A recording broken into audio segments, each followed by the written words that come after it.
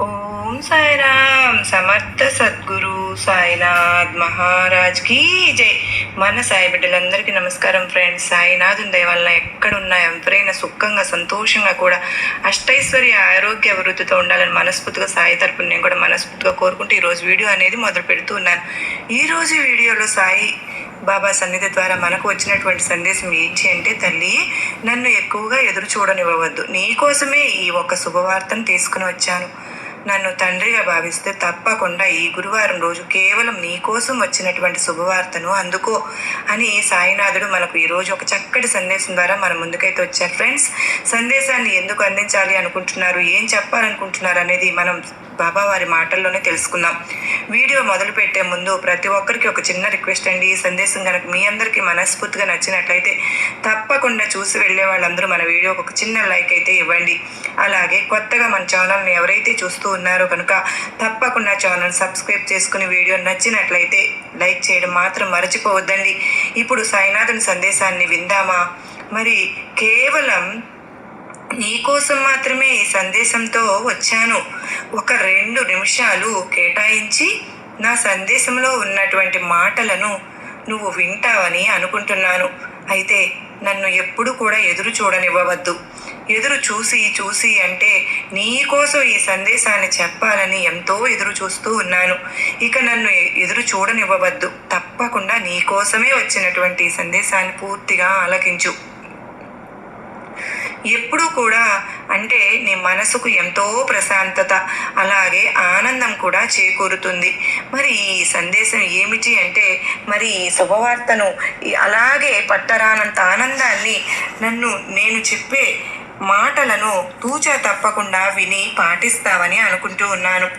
ఆలస్యం చేయకుండా ఈ సాయి మాటలను ఇప్పుడు ఈ క్షణమే వినమ్మా. ఒక చిన్న ప్రమాదం పొంచి ఉంది కనుకనే చేదు సమయం తరమబోతోంది. తక్షణమే కాదనకుండా ఇప్పుడే ఈ క్షణమే ఈ సాయి మాటలను జాగ్రత్తగా పాటించు. ఈరోజు ఎలాగైనా కానీ నీతో మాట్లాడాలని నీ గుమ్మం ముందు వేచి ఉన్నాను. వెంటనే విను. నీకు మాత్రమే వచ్చినటువంటి అదృష్టంగా భావించు. ఈరోజు కనుక నా మాటలు నువ్వు కష్టమైపోతుంది కనుక, చాలా జీవితం కష్టంగా ఉంటుంది కనుక మనసు పెట్టి నేను చెప్పే మాటలను విను. ఎందుకంటే అమ్మరాన్ని అంటే సంతోషాన్ని ఇచ్చే శుభవార్త ఈరోజు నువ్వు వినబోతున్నావు కనుక ఎప్పుడైనా సరే ఒకటి గుర్తుపెట్టుకో. నిన్ను ఎవరైనా బాధిస్తున్నారు అంటే వారి ఆటలన్నీ కూడా ముగించడానికి ఒక వ్యక్తి తప్పక ఉన్నాడని తెలుసుకో. ఆయన మరెవరూ కాదు, నువ్వు నమ్ముకున్నటువంటి కొండంత ఆశ పెట్టుకున్న నీ సాయి అని తెలుసుకో.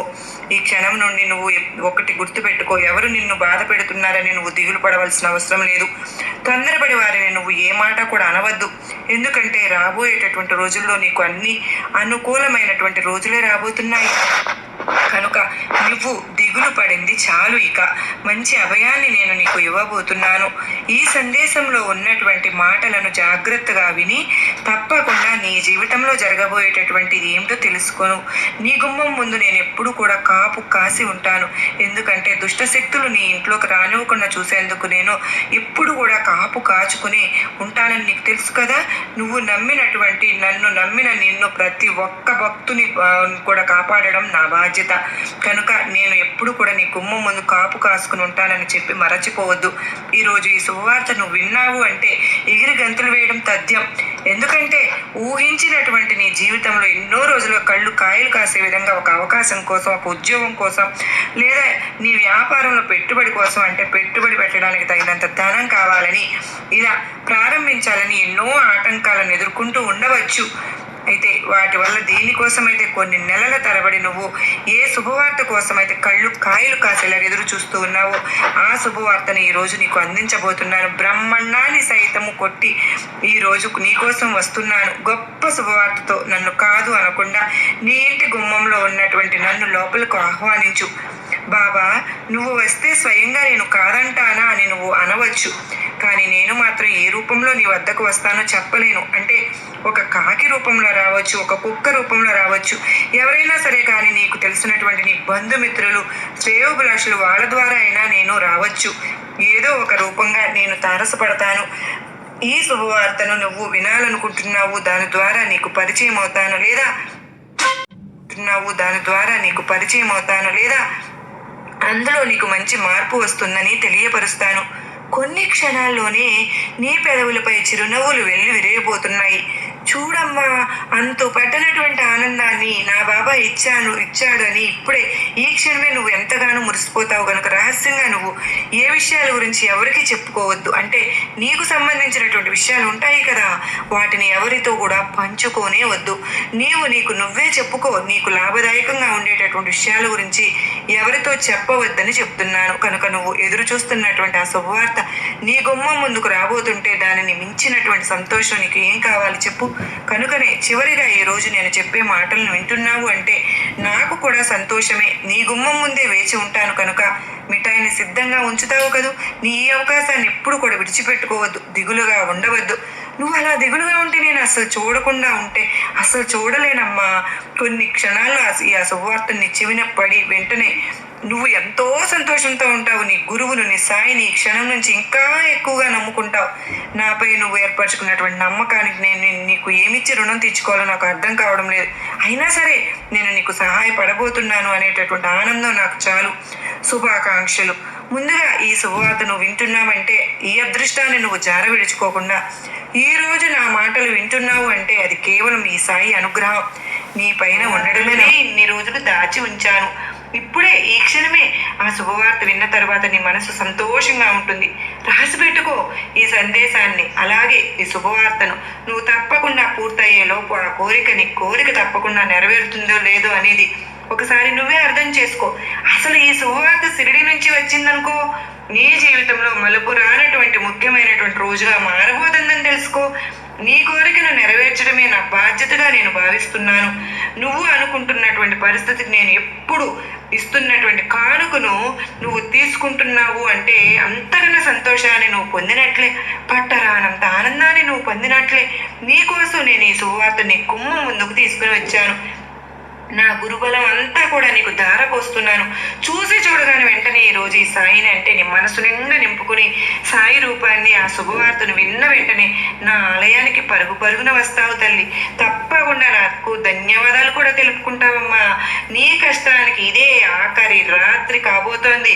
నీతో ఒక రహస్యం చెప్పాలని ఎన్నో సంవత్సరాల నుంచి ఎదురు చూస్తూ ఉన్నాను. ఆ రహస్యం ఏమిటి బాబా అని నువ్వు అనుకుంటున్నావు కదా. ప్రశాంతంగా నీ మనసును నిర్మలంగా ఉంచుకుని నేను చెప్పే ఈ సందేశాన్ని పూర్తిగా ఆలకించు. అసలు ఎందుకోసం ఈ సందేశం వచ్చిందో, ఎందుకోసం ఈ సందేశాన్ని నాకు ఈ విధంగా ఒక సూచనలాగా తెలియజేయబోతున్నాను అనే విషయం గురించి నువ్వు తెలుసుకో. చూడమ్మా, నాకు నా బిడ్డల కళ్ళల్లో నీరు తెలియదా, వారి మనసులో ఉన్నటువంటి బాధ కూడా తెలుసు తల్లి. కనుకనే వెంటే ఉండి వారిని నేను రక్షించుకుంటూ ఉంటున్నాను. మరి ఇదే కదా ఈ సాయి చేసేటటువంటి పని. నీ వేదనలు చూపేటటువంటి ఈ సాయికి 1000 హారతులు పట్టావు కదమ్మా. ఇప్పటికే ప్రతి క్షణం కూడా నీ కలలో ఉన్నటువంటి కన్నీటితో అభిషేకం చేశావు. నీ కోరికలను తీర్చేటటువంటి నీ సాయికి 1,000,000 హారతులు పట్టావు. చూడమ్మా, నీకు నేను ఏమిచ్చి రుణం తీర్చుకోగలను చెప్పు. ప్రతి క్షణం ప్రతిరోజు నా నామస్మరణ తప్ప మరేమీ కూడా ధ్యాస లేకుండా ఎంతో ఆనందంగా ఉన్నటువంటి నీకు ఈ విధమైనటువంటి కొన్ని సమస్యలు, బాధలు, చింతలు ఎదురవ్వడం వలన అసలు ప్రతి క్షణం కూడా అంటే నువ్వు కన్నీటి పర్యంతంగా నా పాదాలను ఆశ్రయించి ఏం జరుగుతుంది బాబా, అసలు ఇంకా ముందుకు ఇంతకంటే ఇంకా ఎక్కువగా ఏదైనా భయానికి గురయ్యేటటువంటి సంఘటనలు జరుగుతాయా, చూడవలసినటువంటి పరిస్థితులు ఏమైనా ఎదురవుతాయా అని ఇలా ప్రతిరోజు కూడా నన్ను అడుగుతూ వస్తున్నావు. చూడు తల్లి, నీకు సంబంధించినటువంటి విషయాలు కానీ లేదంటే నీ కుటుంబానికి సంబంధించినటువంటి విషయాలు కానీ ఏదైనా సరే కానీ ఒక సమస్య వచ్చినప్పుడు ఆ సమస్య నుంచి నువ్వు దూరంగా పారిపోనే వద్దు. ఎందుకో తెలుసా, ఆ సమస్య నువ్వు పారిపోవడం చూసి ఎగతాళి చేస్తుంది, ఇంకా నవ్వుకుంటుంది, నిన్ను ఏదో ఒక రూపంగా ఇంకాస్త బాధపెట్టాలని చూస్తుంది. కనుక ఆ సమస్యను నువ్వు ఎదురు తిరిగి నిలబడాలి. నాకు నా సాయి ఉన్నాడు, చూసుకుంటాడని ఏది జరిగినా కూడా అంతా బాబా చూసుకుంటానని ఒక్క మాట ఆ సమస్యకు నువ్వు తెలియచెప్పు. తప్పకుండా అది నీ నుండి దూరం అయిపోయి మాయమైపోతుంది, పరారైపోతుంది. చూడు, ఇప్పటి వరకు నువ్వు చేసేటటువంటి గొప్ప ధర్మమేనమ్మా నీకు ఒక మంచి దారి చూపించింది. నువ్వు పలికేటటువంటి సత్య పలుకులే నీకు సహాయం చేయబోతున్నాయి. నువ్వు ఉన్నటువంటి ప్రతి సమస్యకు కూడా మౌనంగా ఎవరికి ఎలాంటి సమాధానం చెప్పకుండా అన్ని ఓర్పుతో భరించినటువంటి నీ మౌనమే నీకు మేలు చేయబోతుంది. అలాగే నువ్వు ఇప్పటి వరకు చేసినటువంటి సాధన అంటే పూజ కావచ్చు, లేదంటే నా నామస్మరణ కావచ్చు, ఏదైనా సరే కానీ నీకు సాధించి చూపించబోతుంది. అలాగే నీ భక్తి నిన్ను భగవంతుని దగ్గరకు చేర్చేలా చేస్తోంది. ప్రతి క్షణం కూడా, ప్రతిరోజు కూడా నేను నీ చుట్టూ తిరుగుతూనే ఉన్నాను. నా ద్వారా నీకు మంచి మాటలను, అలాగే నిన్ను రక్షించేటటువంటి ప్రయత్నాన్ని నేను నా వంతుగా నేను నిర్వర్తిస్తూనే ఉన్నాను. నేను ఏ రూపంలో అయినా సరే నీకు తారసపడతాను. అలాగే ఏ విధంగా అయినా సరే కానీ నీకు ఒక మంచి మార్గాన్ని, ఒక మంచి దారిని, అలాగే ఏదైనా సహాయం కానీ లేదంటే సూచన కానీ తెలియజేసేందుకు ప్రతి క్షణం కూడా నీ చుట్టూ నేను తిరుగుతూ ఉంటాను. అలాగే ఒక రహస్యం చెప్పాలనుకుంటున్నాను. చూడమ్మా, ఆ రహస్యం ఏమిటో తెలుసా? నీ మనసులో ఉన్నటువంటి బాధ అంతా కూడా పక్కన పెట్టి నువ్వు దేని గురించి అయితే భయపడుతున్నావో దాని గురించి అసలు పూర్తిగా మరచిపో. ఎందుకో తెలుసా? స్వయంగా నేనే నువ్వు ఎంచుకున్నటువంటి, అలాగే నువ్వు బాధపడుతున్నటువంటి ఆ వేదనంతా కూడా నేను తీసుకోబోతున్నాను. అలాగే నీ చుట్టూ ఉన్నటువంటి అంధకారం అంతా కూడా నేను తొలగించబోతున్నాను. కనుకనే నీ కష్టానికి ఈరోజు ఆఖరి రోజు అని చెప్పాను. నేను ఉన్నన్ని రోజులు, ఈ భూమిపై ఉన్నన్ని రోజులు కూడా చమత్కారాన్ని అంటే శరీరంతో ఉన్నప్పుడు చేసి, అలాగే నా ద్వారా ఎంతో మందిని జరబోయే విషయాలు తెలియజేసి, అలాగే రాబోయేటటువంటి ఆపదలను వారికి ముందుగా తెలియపరిచి వారిని చాలా జాగ్రత్తగా నేను కాపాడుకుంటూ వచ్చాను. కానీ ఇప్పుడు ఉన్నటువంటి పరిస్థితుల్లో నేను శరీరంగా లేనప్పుడు అయినా కూడా కానీ మీకు నా ద్వారా జరగబోతున్నటువంటి సంఘటనలు కానీ, జరగబోయేటటువంటి ప్రమాదాలను కానీ, లేదంటే మంచి కానీ ఏదైనా సరే కానీ ఒక సంకేతాన్ని మీకు నేను తప్పకుండా తెలియపరుస్తానని, నేను నిరాకారునిగా మీ అందరి హృదయాల్లో చిరస్థాయిగా ఉంటాను అని తెలుసుకోండి. అలాగే ఎన్నో మీకు గొప్ప గొప్ప అనుభూతులను, చమత్కారాలను అనుక్షణం చూపిస్తూనే ఉంటానని కూడా తెలుసుకోండి. ఈ సత్యాన్ని మీరు ఎప్పటికీ మరచిపోవద్దు. మీకు కష్టం వచ్చినప్పుడు మాత్రమే సాయిని తలవడం కాదమ్మా. మన మనస వాచ అంటే నిలయం, సాయి నిలయం కావాలి. సాయి ఆలోచన గురించి మీకు కష్టం అనేది రాదు. ఒకవేళ వచ్చినా అది మిమ్మల్ని బాధ పెట్టే ప్రయత్నం చేయదు. మన కష్టాల వలయం వద్ద నుంచి మనం ఈ వలయంలో జీవించి ఉండవలసినటువంటి పరిస్థితులు ఏర్పడుతున్నాయి. కనుక మనం ఈ క్షణికమైనటువంటి జీవితాన్ని, ఈ వలయాన్ని దాటి పరమాత్మ యొక్క తత్వం అనేటటువంటి సత్యాన్ని కనుక మనం అర్థం చేసుకున్నట్టే తప్పకుండా మనం భగవంతుని అతి చేరువలో ఉంటాం. మన గురించి బాబా కూడా అదే తపన పడుతూ ఉంటారన్నమాట.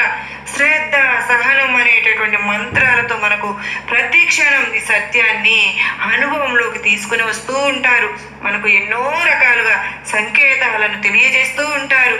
బాబా చేసేటటువంటి చమత్కారంలో ఉండేటటువంటి ఆ యొక్క ఆధ్యాత్మిక బోధనలను మనం కనుక అర్థం చేసుకున్నట్లయితే, ఆ ప్రయత్నం మనకు అసలు రావాలి, చేయాలి అనేటటువంటి ప్రయత్నం కనుక మనకు వచ్చినట్లయితే, ఈ సాయి యొక్క అంటే పరమార్థాన్ని అర్థం చేసుకున్నట్లే, వాటిని అర్థం చేసుకుంటే ఈ మానవ జన్మ లక్ష్యం ఏమిటో తప్పకుండా అవగతమవుతుంది.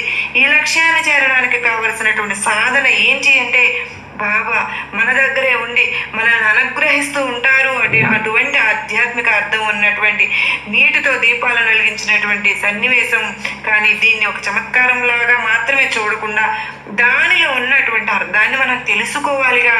ఏవో ప్రతిరోజు కూడా మన సమస్యకు తగినటువంటి పరిష్కార మార్గాన్ని బాబా ఈ విధంగా సందేశం ద్వారా తెలియజేసి మన మనసుకు ధైర్యం చెబుతూ ఉన్నారు. అంటే విషయంగా కాకుండా బాబా గురించి కూడా ఆలోచించేటువంటి విషయాలను సాయినాథుడు చెప్పేటటువంటిది ఏదైనా సరే కానీ, బాబా వారు చేసినటువంటి లీలలు కానీ, లేదంటే బాబా వారి గురించి చెప్పేటటువంటి మాటలు కానీ ఎవరైతే శ్రద్ధగా ఆలకిస్తారో వారు కూడా సాయికి అతి చెరువులో ఉన్నట్లేనండి.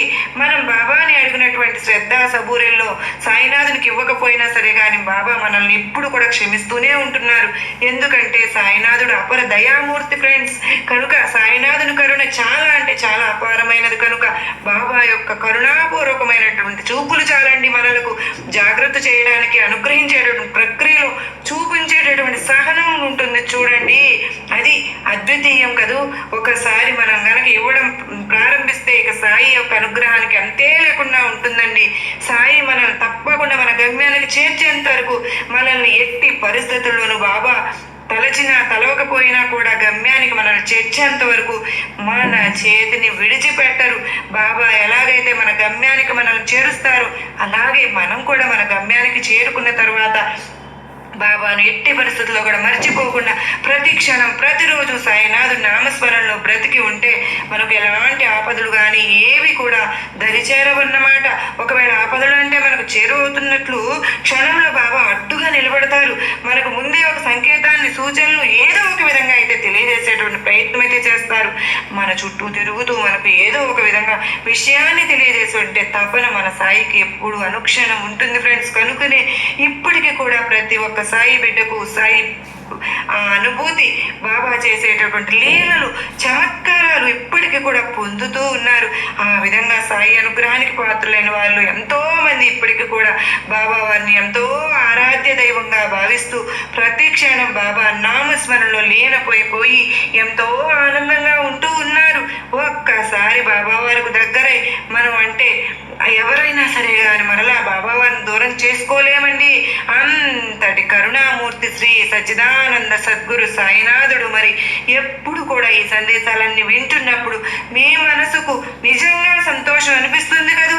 అలా సంతోషం అనిపించినప్పుడే బాబా మనతో ఉన్నారు అని అర్థమండి. సాయి లీలలను మనం ప్రతిరోజు తప్పకుండా అనుభవిస్తున్నామని అర్థం. బాబా చూపించేటటువంటి ప్రేమను మనం పొందుతున్నామని అర్థం. ఇలా అన్నిటికీ సాయి మన తోడు ఉంటారని మన మనసులో ఎప్పుడు కూడా అనుకుంటూ ఉంటే చాలు ఫ్రెండ్స్. తప్పకుండా మనం సాయి లీలలు సాయి చేసేటటువంటి చమత్కారాలు అన్నీ కూడా తెలిసిపోతూ ఉంటాయి. ఎప్పుడు కూడా అంటే బాబాకు తెలిసినటువంటి గొప్ప విద్య ప్రస్తుతం మనకు నా అవసరం చాలా ముఖ్యమని నాకు అర్థమైంది. కనుకనే నువ్వు పిలిచినా పిలవకపోయినా నాపై అలకను చూపినా అవేమీ కూడా నేను పట్టించుకోవాల్సిన పని లేదు. కేవలం నువ్వు ఏ సమస్యతో అయితే బాధపడుతూ ఉన్నావో ఆ సమస్యకు నేను నీ నుండి దూరం చేసేందుకు నువ్వు పిలవకపోయినా సరేనమ్మా, నేనే నీ జీవితంలోకి రాబోతున్నాను. ఒక గొప్ప మార్పునైతే నీకు తప్పకుండా చూపించబోతున్నాను. ఆ మార్పుతో నీ జీవితం చాలా సంతోషంగా ఉండబోతోంది బిడ్డ. ఎప్పుడు కూడా అంటే నీకు ఎన్నో రకాలైనటువంటి సలహాలను ఇచ్చానుగా. అంటే కనీసం నీ బాధను ఎదుటివారితో పంచుకునేవారైనా కూడా లేక నువ్వు ఎంత ఇబ్బంది పడుతున్నావో, నీ మనసులో ఉన్న బాధను ఎవరికి చెప్పుకోవాలో తెలియక ఎంతగా తల్లడిల్లిపోతున్నావో ఈ బాబాకు తెలియదా? అలాగే నువ్వు ఎవరితో ఏమీ చెప్పుకోవాల్సిన పని లేదమ్మా. అలాగే నీ కష్టం గురించి మరెవరి దగ్గర చెయ్యి చేసి నీ కష్టానికి తగినట్టు సహాయాన్ని కూడా నువ్వు అందించాల్సిన పని లేదు. మరి ఏమిటి బాబా నువ్వు చెప్పాల్సింది? నువ్వు నాకు సహాయం అందించవు, పోనీ నేను ఎవరినైనా సహాయం అడుగుతానంటే ఈ విధంగానైనా వారి ద్వారా నాకు సహాయాన్ని అందివ్వకపోతే మరి నేను నా జీవితాన్ని ఇప్పుడు ఉన్నటువంటి సమస్య నుండి ఎలా బాబా బయటపడాలని నువ్వు నన్ను అడగవచ్చు. చూడమ్మా, నీకంటూ ఆత్మస్థైర్యం ఎక్కువగా ఉంది. నువ్వు ఎంతో మంచివాడివి, మంచిదానివి కనుకనే మంచి మంచి మనసున్నా, అలాగే నువ్వు భక్తురాలు కనుకనే చెడు లక్షణం ఏంటో తెలుసా నీకు? నువ్వు సాధించాలని కళ కంటున్నటువంటి ఆ విషయాన్ని దగ్గరలో ఉన్న వారికి, అతి చేరువలో ఉన్న వారికి దాన్ని పట్టించుకోకుండా కేవలం నీ సమస్యపైనే దృష్టి సారించి ఆ సమస్య నుండి బయటపడితే చాలు భగవంతుడా అని అనుకుంటావు తప్ప నీ ఎదుట ఉన్నటువంటి గొప్ప లక్ష్యాన్ని మాత్రం నువ్వు మరచిపోతున్నావు. అసలు నువ్వు చెయ్యాలనుకున్న ఒక మంచి పనిని ప్రారంభించావుగా, ఆ పని అంత దృష్టిని సారించకుండా పూర్తిగా దాన్ని మరచిపోయావు కదా. దాని గురించి నీకు ఎంత లాభం ఉంటుందో ముందు రోజుల్లో నీకు తెలుస్తుంది. దేనినైతే వద్దు అని అనుకున్నావు దాని నుండి నీకు లాభాలు రావడం మొదలవుతాయి. అప్పుడు నీకు అర్థమవుతుంది నేను దేని గురించి పట్టించుకోలేదు, దేనిలో అయితే నీకు లాభం రాలేదని దాన్ని పక్కన పెట్టేశావు, అందులో ఇంత మంచి లాభం రాబోతుందా, నాకు ఇంత బాగా నాకు అదృష్టం కలిసి వస్తుందా అని నీకే అర్థమవుతుంది తల్లి. అది వస్తువా మనిషా? ఎవరితో అంటే ఎవరితో ఎప్పుడు ఏ అవసరం వస్తుందో మనం చెప్పలేం కదా. కనుక ప్రతి ఒక్కటి కూడా మన జీవితానికి ముఖ్యంగానే భావించాలి. ఏది లేకుండా అంటే ఏ ఉపయోగం లేకుండా మనకు ఆలోచన విధానాన్ని భగవంతుడు ప్రసాదించడు కదా. అలాగే ఏ అవసరం లేకుండా ఏ మనిషినో ఏ వస్తువునో మన చెంతకు తీసుకురాడు కదా, చేర్చడు కదా. కనుక దాని వెనుక ఏదో ఒక మర్మం అర్థం దాగే ఉంటుంది. నువ్వు ఎంచుకున్నటువంటి పని అది నీకు సరైనది కాదు అని నీకు అనిపించిందా? చాలు, ప్రస్తుతం లాభం రాకపోయినా ముందు రోజుల్లో నువ్వు కష్టపడితే దానివల్ల ఎంతో ఉపయోగం నీకు తప్పకుండా వస్తుంది. నువ్వు లాభాన్ని, విజయాన్ని నువ్వు సాధిస్తావన్నమాట. ఆ శ్రద్ధ చూపుతూ ఉంటావు చూడు, ఆ అశ్రద్ధ వల్ల నువ్వు ఇప్పటికైనా సరే దాన్ని సాధించలేమని గుర్తు పెట్టుకో. కష్టపడి దాన్ని వదిలిపెట్టకుండా తప్పకుండా దానిని ఏదో ఒక విధంగా సాధించే తీరాలని మంచి మనసుతో నువ్వు ఎప్పుడైతే కష్టపడుతూ మొదలు పెడతావో ఆ కష్టానికి తగినట్టు ప్రతిఫలాన్ని భగవంతుడు కూడా నీకు తప్పకుండా ఇస్తాడు అని సాయినాథుడు నీకు నా ఆశీర్వాదం ఇస్తున్నాను బిడ్డ అని ఈరోజు ఒక చక్కటి సందేశం ద్వారా మన ముందుకైతే వచ్చారు కదా ఫ్రెండ్స్. సందేశం మీ అందరికీ మనస్ఫూర్తిగా నచ్చింది కదా, తప్పకుండా లైక్ చేయండి, సబ్స్క్రైబ్ చేసుకోండి. మరొక వీడియోతో మళ్ళీ కలుసుకుందామండి. అంతవరకు మనందరికీ కూడా సాయినాథుని ఆశీస్సులు మనందరిపైన నిండుగా మెండుగా ఉండాలి అని మనస్ఫూర్తిగా బాబా వారిని కోరుకుంటూ ఆ సాయినాథుడు మనకి ఈ రోజున గురువారం రోజున అష్టైశ్వర్య ఆయురారోగ్యాలు ప్రసాదించాలని మనస్ఫూర్తిగా బాబావారి తరపున నేను కూడా కోరుకుంటూ ఉన్నానండి. మరి సేవాభావంతో మనం గనక బాబావారికి కనెక్ట్ అయితే రేపటి రోజున అది మనకు ఎలా అనుకుంటామంటే అందుకు ముందే మనకు బాబావారు మరీ చెప్తూ ఉన్నారు, ధనాన్ని ఎక్కువగా వృధా చేసుకోకోకుండా చక్కగా ధనం లేని వారికి సహాయం చేస్తూ ఉంటే గనక ఎప్పుడు కూడా ధనం లేదని ఇతరులను హేళన చేయటంతో ఆ భావంతో చూడనేకూడదు.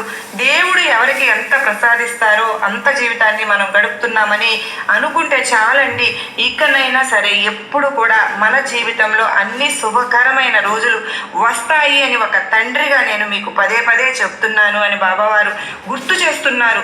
ఇన్ని రోజులు మనం పడిన కష్టాలన్నిటినీ కూడా తప్పకుండా ఒక ముగింపు అయితే దొరికిందని మరీ మరీ చెప్తున్నారు. మన సంతోషాలను అనుభవించడానికి మనం సిద్ధంగా ఉండాలి అని, సంతోషంగా జీవించడానికి గడపడానికి మన జీవితాన్ని ఆహ్వానించమని చెప్తున్నారు. సంతోషంతో మన జీవితం ఎప్పుడు కూడా సుఖవంతంగా ఉంటుందని నేను మరీ మరీ గుర్తు చేస్తున్నాను బిడ్డ. నీకు ఇప్పటికైనా అన్నీ శుభాలే. నీ జీవితంలో ఇన్ని రోజులు పడిన కష్టాలన్నీ తొలగిపోయి నువ్వు ఒక శుభకరమైనటువంటి రోజులు గడుపుతావు అని చెప్తున్నారు. సర్వేజన సుఖినో భవంతు.